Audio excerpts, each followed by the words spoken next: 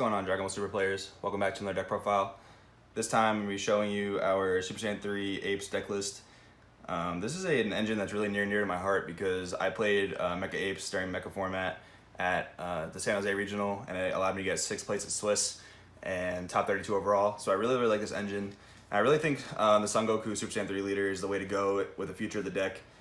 Mostly because of the energy ramp. Getting to your plays faster is really nice, especially when this deck needs to drop the King Vegeta in order to protect its board, especially against popular decks like Veggies and things that have spot removal.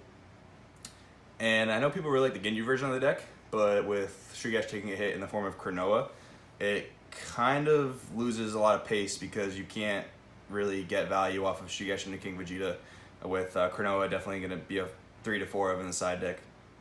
So I really think that Son Goku is the kind of where this deck should be going in the future until a new leader comes along that really helps the deck out. But as far as this leader goes, it has a permanent that you can only have up to 6 energy, which is pretty fair for the leader. With the energy ramp, you can get up to some crazy numbers really quickly, especially if you played like Objection. So I think that permanent is fair, even though it's not really a hindrance at all. Then it has an Activate Main, where you can place 1 card from your hand in the drop area and charge 2 cards from your life as energy. One thing I want to mention about that is it's definitely a legitimate method to not use that ability on turn 1 when you have no energy, because there's a lot of decks in the format that are really fast, like Vegeta and Master Saiyan, that are just trying to kill you really quickly, deal a lot of critical damage. And if you take those 2 life early on against them, and you don't have the hand to really defend against what they're doing, especially because you're not going to be awakened that early and you're going to just have to be forced to take a lot of critical damage, putting you down to like 3 or 2. So if you really need to play a slower game, which you do need to do in this deck because this deck really just snowballs into its plays and has a lot of big drops, it's definitely legitimate to not use his ability on that first turn against those certain matchups. But then once he gets down to 4 life, you can flip over, draw 2 cards, and he becomes the Heightened Evolution Super Saiyan 3 Son Goku. So same permanent of only being able to charge 6 energy, attack, draw a card, and at the end of your turn, you can untap 3 of your energy. So super defensive leader. If you remember my red-blue deck profile, I really love the defensive aspect of this leader.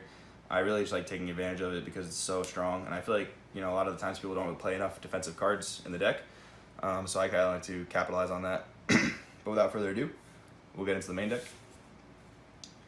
So for the monkey lineup, we have 3 of the Absolute Defense King Vegeta. This is our basically foundation of the deck. So he has probably like 1 too many effects for him to be balanced. He's definitely busted.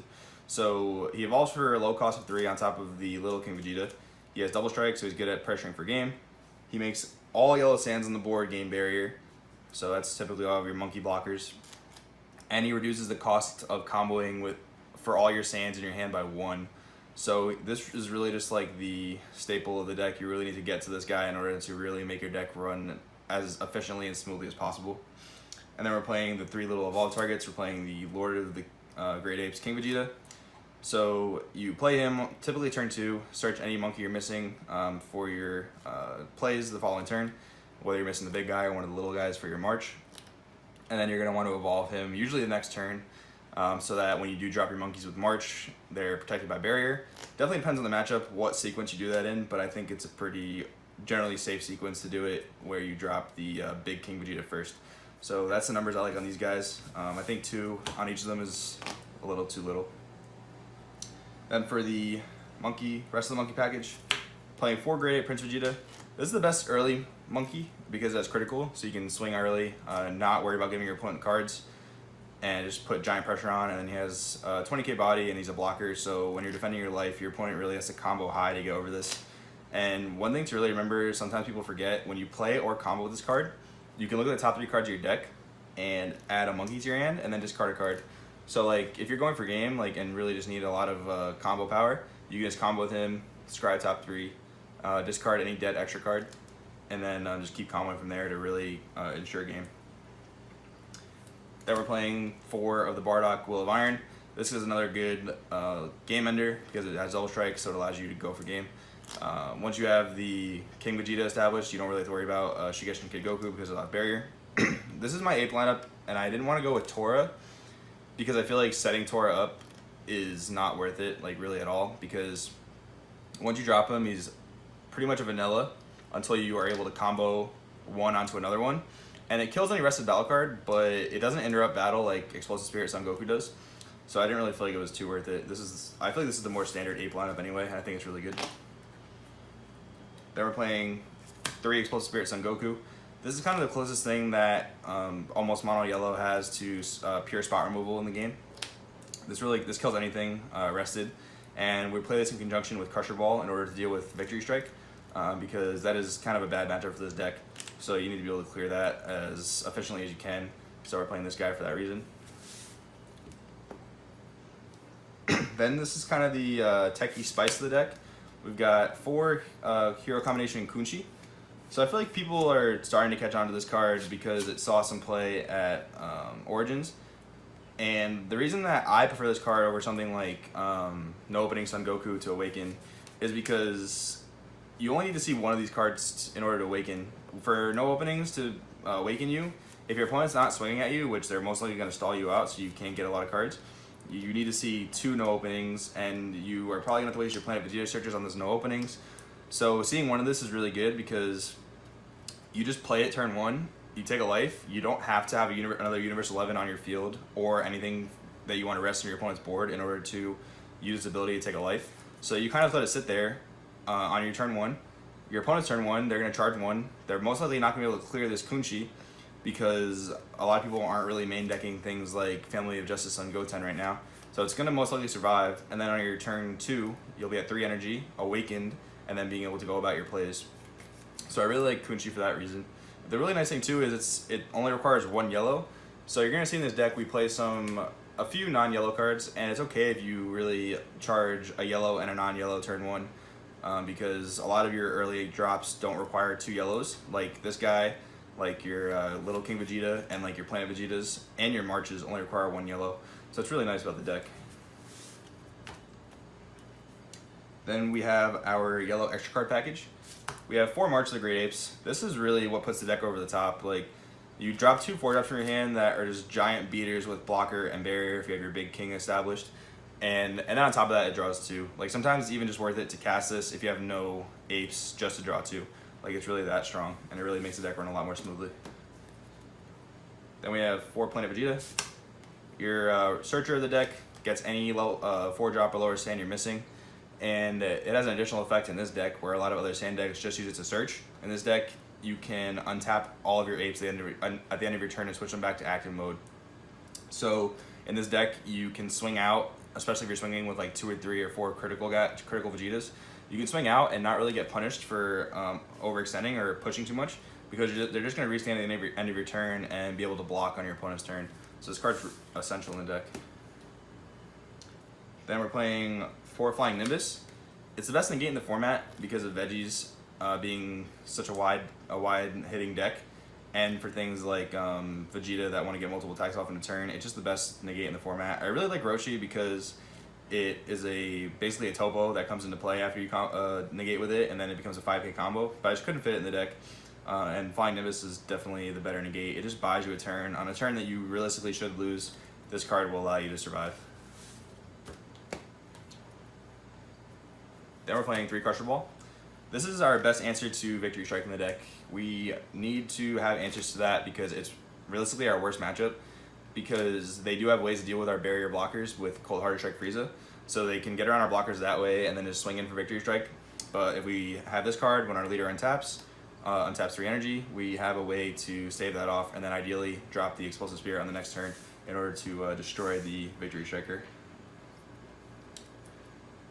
Then we have the non-yellow cards. We have 4 Raging Spirits on Gohan.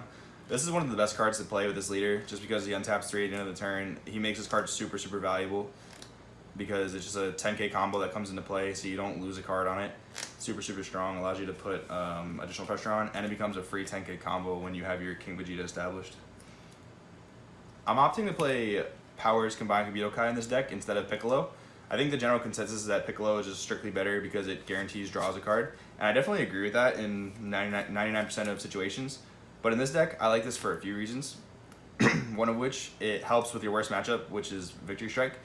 When your opponent deals with your apes and then swings with their Victory Strike, goes all in on the combos, and they're pumping like a bunch of 10Ks into it. This card helps you a lot because it won't draw your card when they go all in and they shotgun you, but it'll basically become a 20k combo when you bounce back one of their 10ks.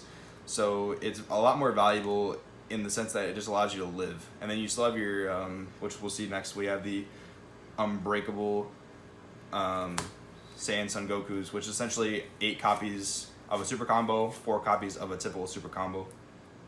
So we do have that in the deck, so we do have access to a 10k draw one.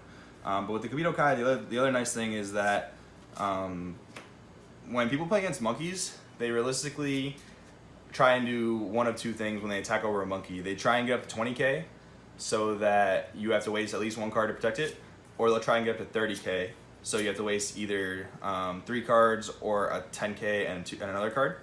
But the thing with this is it still has that Jocko effect, so that when you need to bounce something back and draw a card when they're trying to get over an ape, it's really good for that. So it just helps with the survivability of your apes. So I think this deck has a lot of good purpose. This card has a lot of good purpose in this deck. And then for our last 2 cards, we have Mass and the Mysterious Warrior. So I prefer this. You'll see in a lot of my deck profiles, I prefer this as like the utility black card over something like Time Patrol Trunks or Scientist Fu, because I really value the board clear. Like the thing with this deck is you need to play enough stall to survive up to turn like 3-4 against veggies. And once you do that and establish your barrier blockers, veggies really have a tough time getting over you. And then once you drop the Mass Sand, you basically seal the deal for the game, because you clear a lot of their board and then you attack for double strike, which is honestly a lot of times going to be lethal, because Ginyu awakens itself and takes life to do double strike on you. So it's really, really good in that sense. So that's why I choose to play this black card over any other one. And it also is a free 10k combo when you have your King Vegeta established. So guys, that's the Super Saiyan 3 Apes deck profile. Like I said, I think this is really the future of the deck because of the energy ramp. Just let you get to your plays faster, and Shugesh taking a hit so that Shugesh into King Vegeta won't be as strong. I've seen other variants of this deck, especially the red-yellow variant. I think it's really, really cool. I was testing it though, and I didn't really like hitting 2 reds early on, which did happen, you know, quite enough. With that really turned me off from the deck. And yeah, energy charging was awkward, and I just kind of thought that you had too many options where like turn 4 you wanted to drop like a hit, or you wanted to march but you couldn't do both. So just some awkward things. I don't think that deck is very strong, but I just like the consistency of more of a mono yellow build. The thing with like the future of this deck is that with Flute being so strong, and trust me guys, that card is broken. These turn 2 kill decks are coming back. It's kind of like a flashback for Mecha Frieza format.